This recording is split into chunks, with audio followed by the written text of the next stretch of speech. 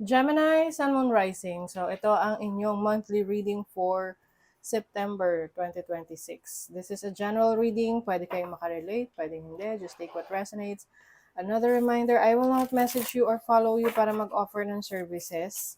So, mag-ingat kayo sa mga fake accounts and scammers. Kung gusto niyo ng private reading, just go to my website, mysticqueenph.com, or you can book directly sa aking calendar. Link on the description or comment section.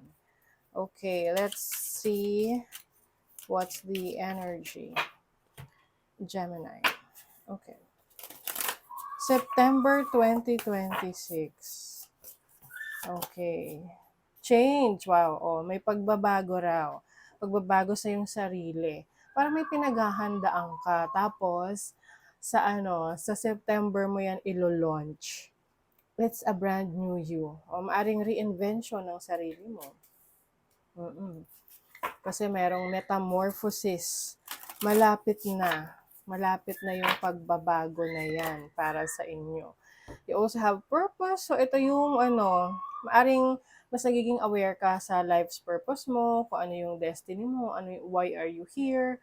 So, maaring part rin yan ng awakening, no? Nagkakaroon ka ng spiritual awakening or realization of your purpose. Maaring you will be sharing your knowledge, your skills, abilities sa iba in different ways. Pwedeng spiritual, pwedeng yung skills mo, di ba? Ayan, boredom. You will also enjoy yung mga mundane things, no? Yung mga usual things that you do at the same time, yung mga quiet moments, no, sa buhay mo. Mas i-appreciate mo yon because through your quiet moments, doon mo mas nakikilala yung sarili mo. Doon ka mas nagkakaroon ng maraming mga ideas, downloads, and realization. Kaya siguro may mga pagbabago sa'yo ngayon sa direction na tatahakin mo, sa desisyon na gagawin mo moving forward. Okay, overall energy is the Five of Wands. Very competitive ang energy nyo ngayon, Gemini. Ito yung tipong ipaglalaban mo ang sarili mo, ang gusto mo.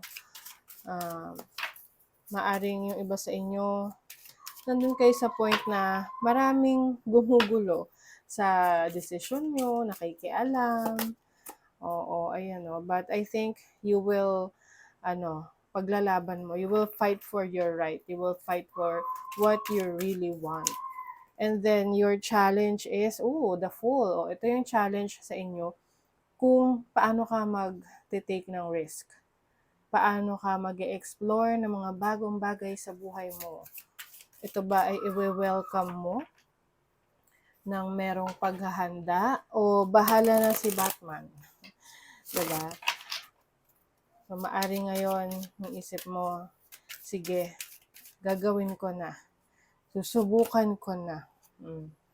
Siyempre, meron din kasama tong practicality na hindi ka naman susubok basta-basta nang wala kang paghahanda. Paghahandaan mo siya. Some of you, itong pagbabagong gagawin nyo, maaring may kinalaman sa trabaho, sa business, career, projects. May pag-aaral kayong gagawin. Pwede rin naman itong, iba, meron kayong iti-take na course. Can be online course or research about a project or any source of income na na pwede na i-explore ninyo. Now, your opportunity. Ayan, Ace of Swords. This is clarity. Meron kang opportunity na maliwanagan sa gusto mo talaga. Kasi maaring indecisive ka ng mga nakaraan, hindi mo alam kung ano yung gagawin mo. But now, meron kang mga signs na natatanggap ngayon na ito ay para sa'yo talaga. Itong opportunity na to. Maari ring merong good news na darating. Lalo na kung ito ay may kinalaman dun sa mga bagay na gusto mong subukan. Gusto mong simulan. You have the Two of Cups. So this is also an opportunity to be with someone. Pwedeng sa romantic connection, may opportunity ka na sumubok ng bagong relationship, like a new connection na nagre-resonate sa'yo. And some of you, maaring merong pag-uusap with a person na matagal mo nang gustong kausapin dahil may gusto kang klaruhin sa kanya. Your blessing is the King of Swords. This is your knowledge. Maaring may wisdom, no? Clarity. And then you have the Page of Swords. So yung mga yung mga aalamin mo, yung mga matutuklasan mo, isa sa buhay mo na yan, no?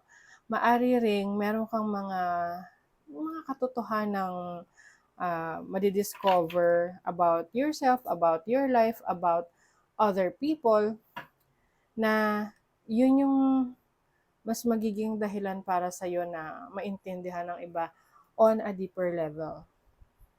Kasi di ba minsan, we tend to be judgmental sometimes na, baka kaya ganito yung ginagawa niyan kasi ganito siya.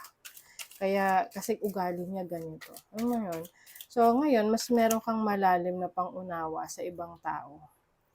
Yes, itong water energy na to is about your compassion. Ayan. So, maaring mas magiging connected ka sa emotions mo. You will feel more. And yung feelings na yan, connected rin yan sa peace, na kumbaga yung kapayapaan na gusto mo para sa sarili mo. And at the same time, you are grounding yourself dun sa mga plans mo, mga gusto mong gawin, na kailangan meron siyang sense of practicality or pagiging realistic. I also see na yung iba sa inyo, kayo ay mas magiging playful, will go out, and also explore yung inyong creative side. So some of you, this is about creating new things, exploring. Maari ring meron kang i-revisit from the past. Someone might be talking to you or reaching out to you, someone from the past na merong gustong i-resolve na issues na maaring matagal nyo nang hindi na pag-uusapan. So, maaring you will be having a conversation with this person. So, pwede itong water sign, Cancer, Scorpio, Pisces, or isang earth sign, Taurus, Virgo, Capricorn. Yes. So, ito, nagkakaroon ka ng awareness. You are seeing things clearly. You are assessing yourself. And part ng self-improvement mo, part ng transformation mo, yung pag-improve sa iyong sarili. Ayan. So, that is your reading, Gemini. Thank you so much. See you again.